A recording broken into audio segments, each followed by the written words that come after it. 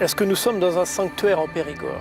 La réponse est, à mon sens, oui, parce que sanctuaire, sanctus, sacré, consacré, voilà, c'est un peu toutes les racines de ce mot. Et ce lieu, il est sacré à plusieurs titres. Tout d'abord, il est sacré parce que c'est quand même un lieu d'histoire, c'est un des berceaux de l'humanité, donc il est sacré au sens où il nous ramène à notre histoire, il est porteur de notre histoire. Voilà.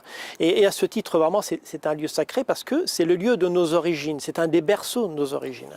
La spiritualité aussi, elle est très présente parce que, pour une autre raison, c'est que des communautés comme les bouddhistes ont bien compris que c'était un lieu où ils allaient pouvoir installer leur communauté. Ils n'ont pas installé leur communauté par hasard non plus. Donc il y a deux grands pôles importants en Dordogne du bouddhisme. Et d'ailleurs, le Dalai Lama qui s'était exprimé sur la Dordogne, il avait dit que c'était un des chakras du monde. Un des chakras du monde, c'est-à-dire un lieu énergétique où l'homme peut être vraiment se sentir en lien et se sentir relié à l'énergie de la Terre.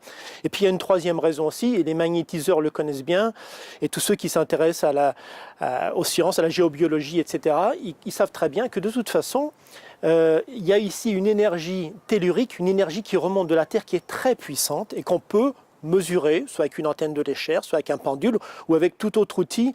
Voilà, donc pour toutes ces raisons, la Dordogne, c'est vraiment un lieu de spiritualité, c'est un lieu où on peut se sentir relié à la Terre, relié à notre histoire et relié aussi à l'ensemble de l'univers.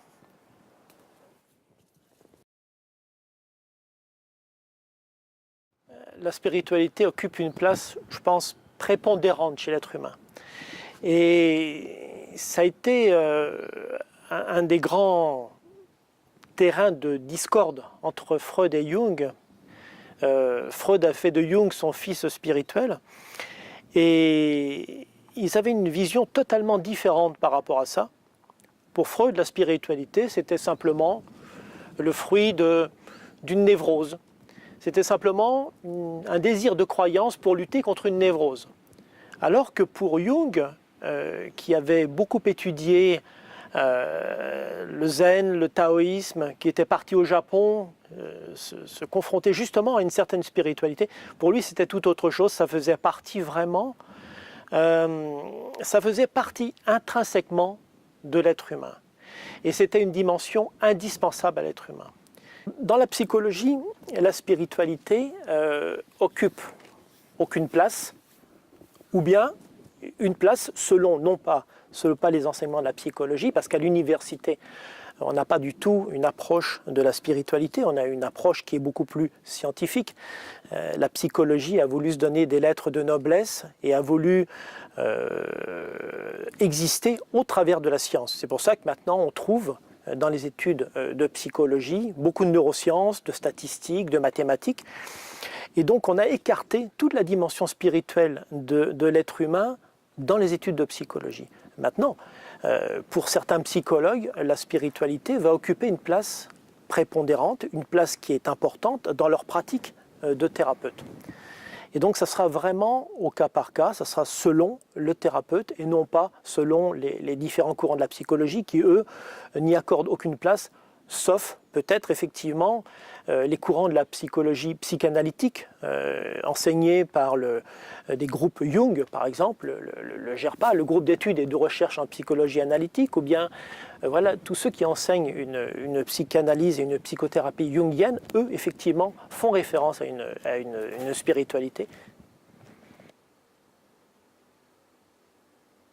Moi, je vois le psychologue comme un passeur, quelqu'un qui va accompagner le patient d'une rive à l'autre de lui-même. Il va pouvoir l'accueillir pour justement essayer de le ramener à ce qu'il est, mais qu'il a perdu. Donc c'est un petit peu comme le psychologue est un passeur qui ramène le patient à la maison. Le travail pour un patient, c'est justement de rentrer à la maison, de rentrer et de rentrer dans la personne qu'il est, d'accepter l'être qu'il est et de retrouver le chemin qui le mène à lui-même. Voilà. Pour moi, c'est ça le rôle d'un psychologue. Bien sûr, ça n'est pas neutre, c'est-à-dire qu'il y a une interaction, effectivement, de l'un sur l'autre. Et le patient va avoir un impact important et qu'il convient pour le psychologue d'arriver à maîtriser, d'arriver à cadrer. À savoir que le patient va lui renvoyer des choses qui parfois sont des choses de lui-même. Donc il est important que pour être un bon miroir pour le patient, c'est justement d'être au plus proche de soi, être le plus clair possible avec soi pour renvoyer au patient une image la plus claire possible de lui-même.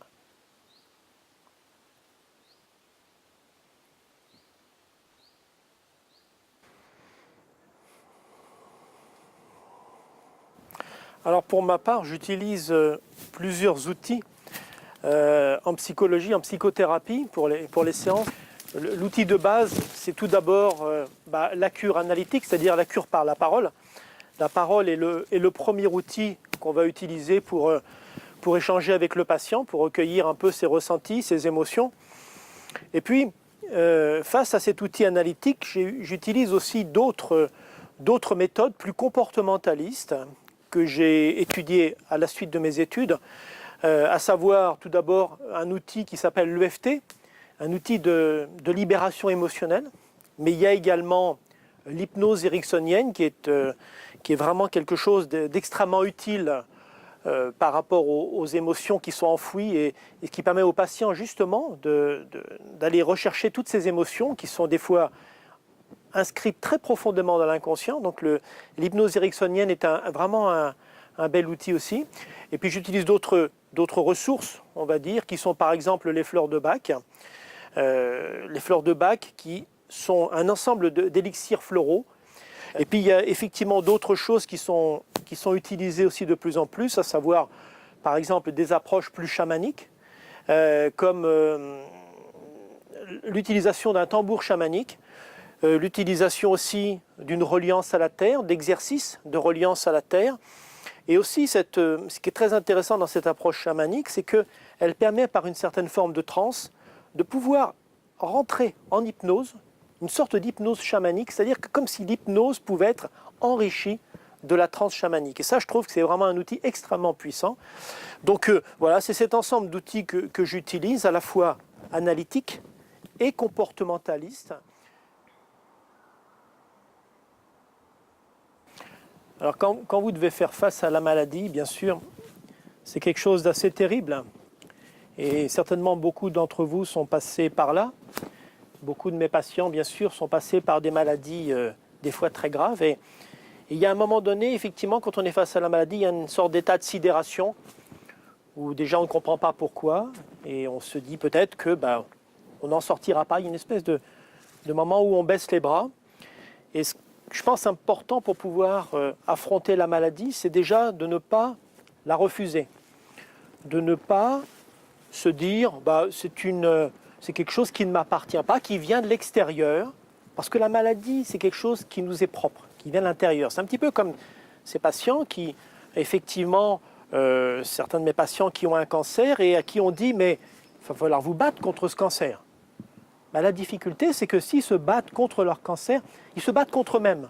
Alors que le cancer, il est là, c'est très difficile à dire, très difficile à accepter, il est là justement pour venir leur dire quelque chose. C'est un allié et ça n'est pas un ennemi. Alors, quand on commence à considérer que sa maladie est une alliée et qu'elle vient nous dire quelque chose, cette fois, pour combattre, on va pouvoir faire alliance. Il va falloir faire alliance et ne pas se battre contre. C'est extrêmement différent comme philosophie. C'est très difficile des fois à accepter, je l'entends bien, mais sachez que de toute façon, il n'y a pas d'autre solution que celle-là.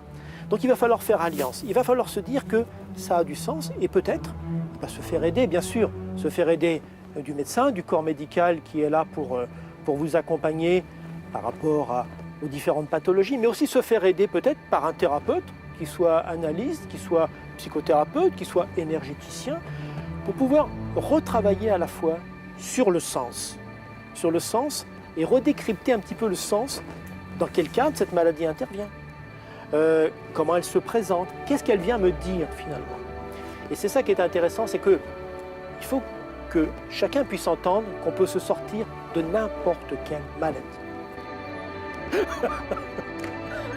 Merci Marie. Ah, ça tourne? Oui. Ah, bon. Bruno, Marie, Merci pour ce partage. merci de m'avoir filmé, merci pour ce beau moment passé avec vous et avec Pierre. Et que Et la que la lumière lumière soit